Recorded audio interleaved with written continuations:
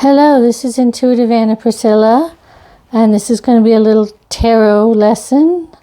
I'm going to be using my beautiful golden Botticelli deck, which is beautifully finished and gilded in gold. All sorts of little details. This is a Lo Scarabeo deck. It's one of my 3 beautiful Lo Scarabeo decks that are beautiful gold decks. So we're going to be using this for our tarot lesson tonight. Let me just show you a few of the cards. This is the back of the cards. See a beautiful back here. Getting a little bit of light glow, but I wanted to leave it on so you could see the gilding. So you can see each of the cards is this beautiful gold finish. You can see that with the light showing that up for you. Even the dress, the little flowers on the dress, the background to all the cards, the foliage. It's just the most beautiful deck, one of the most beautiful decks I have. And so this is a traditional tarot deck. It follows pretty much the Rider-Waite, although they have used the Botticelli paintings and altered them slightly to fit the meaning of the tarot cards. So today we're going to talk about the 4 Knights. The Knights are probably my most favorite cards in the deck. For court cards. Court cards are always a problem for people. They're like, who are these people? Is it me? Is it someone else? How do I read court cards? Especially when you first start reading cards, tarot cards. So here we have the 4 Knights of this deck. So we have the Knight of Chalices, the Knight of Wands, charging forth on his steed. Again, you can see the beautiful gold detail. The Knight of Swords, another charging knight. And the Knight of Pentacles, taking it a bit slower. So I wanted to put the knights in perspective to a family. So let's say, let's find the king. So we have the king and the queen. These are the mother and the father. You know, they've been through their childhood, their young adulthood. They're mature now, they're established. So here we have the Queen of Chalices, the King of Chalices. This is said to be a portrait of Botticelli because these are actually taken from his paintings. And of course this is the Mother Mary.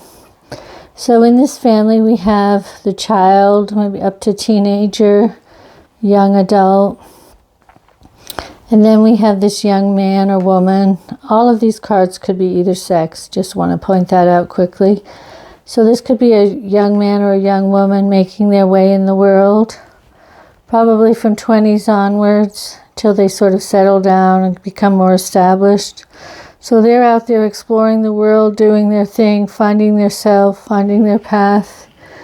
They're really creatures of action. They're out there doing it. Going on quests. Knights would be sent away to go on crusades. So they're out there doing their thing. Then we have the mom. The mom who's always there supporting all of these characters. And then we have the dad who's the supreme authority here.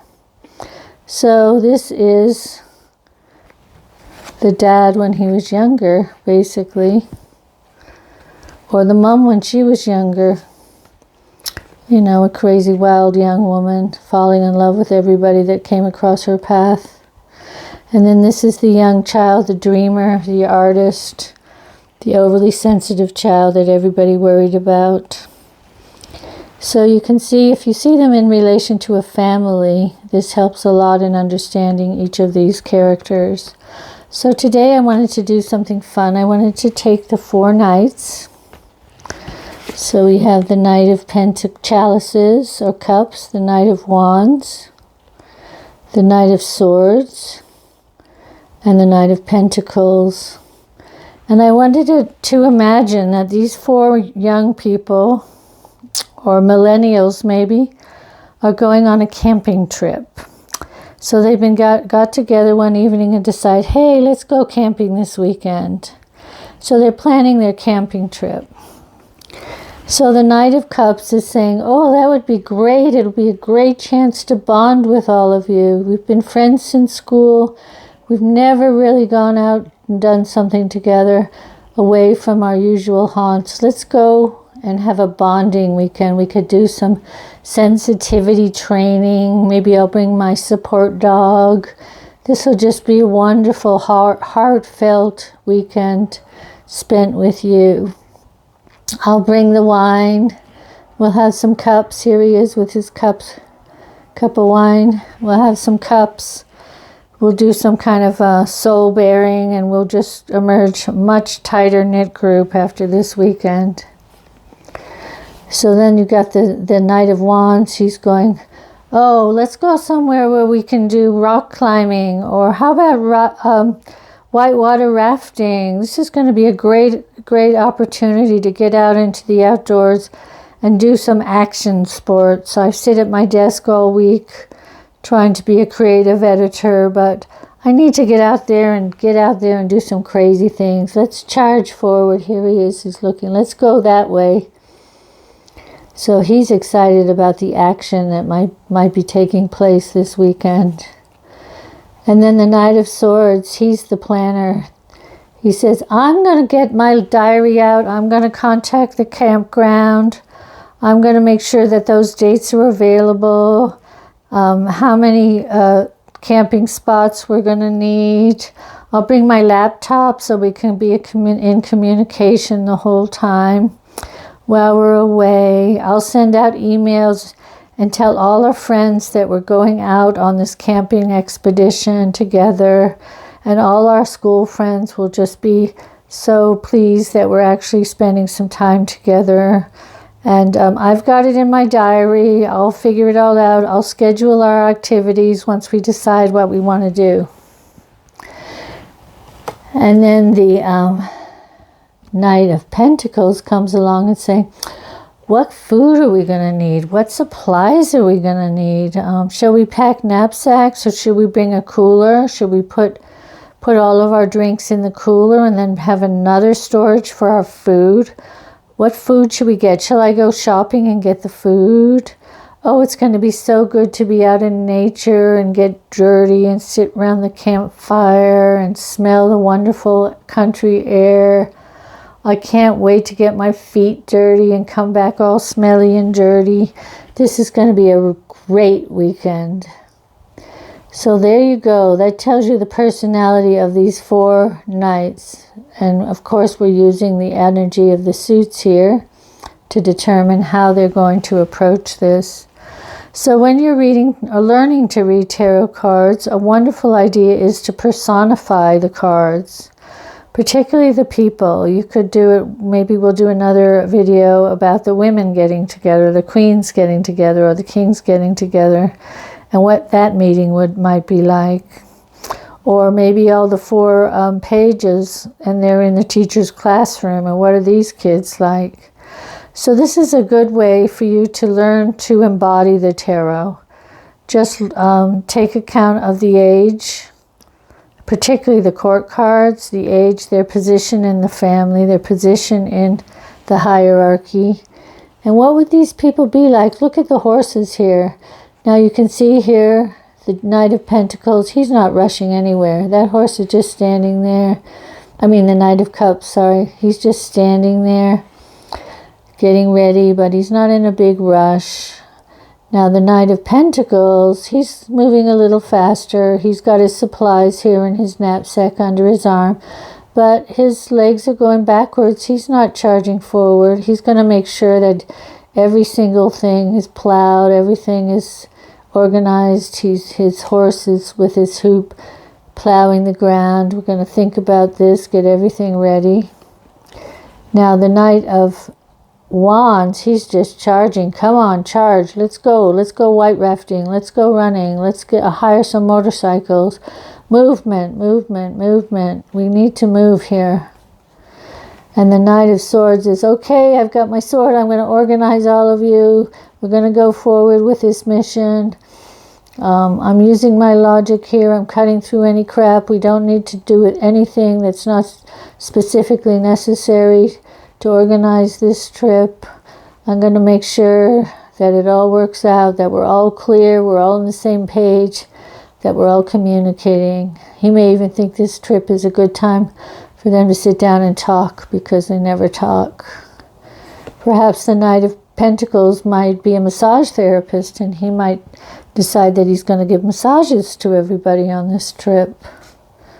The Knight of Chalices, he might be a therapist. So he finds this is a good time for them to bond and to be able to get some stuff that's off their chests. And the Knight of Wands, he's like, let's just move. I'm tired of moving, sitting. Let's move. Let's run. Make this an action-filled field trip here. And the Knight of Swords is saying, well, we need to be logical, we need to be organized, we need to get this in our schedules, we need to make sure this doesn't conflict with any other activities we're doing, and we need to be able to communicate. So he could be the one also who's keeping in touch with everybody who's not on the weekend trip with them, perhaps posting blogs in their high school reunion about their trip together, whatever. So there you are. So take your cards out. Any card. You can do this with any card. Let's just pick a random card. Well, that's the cover card. Let's pick another one. Okay, this is the Queen of Swords. Now this woman, she's a Madonna with a sword. What does that mean? Her sword isn't upright. She's holding it on her lap. Her hand is on the sword. It's kind of like sheathing the sword. She has the knowledge. She can strike if she wants to, but her sword is facing down. So she may be very wise, maybe a little bit more diplomatic than she used to be, but she believes totally in truth. She's the truth giver. She's the mom who gives you the hard realities. She's also the woman who tells you when you're being stupid, but also will always be there if you need her. She's the one that will tell you that it's too early to do something, or get up and get ready for school. We're on a schedule here. Or the one who makes you write letters to your grandmother. So you can see there are many, many, many guises that these cards take on. Let's do a minor card. So this is the Four of Pentacles. Look at this guy. He's holding a bag of money. He's in nature.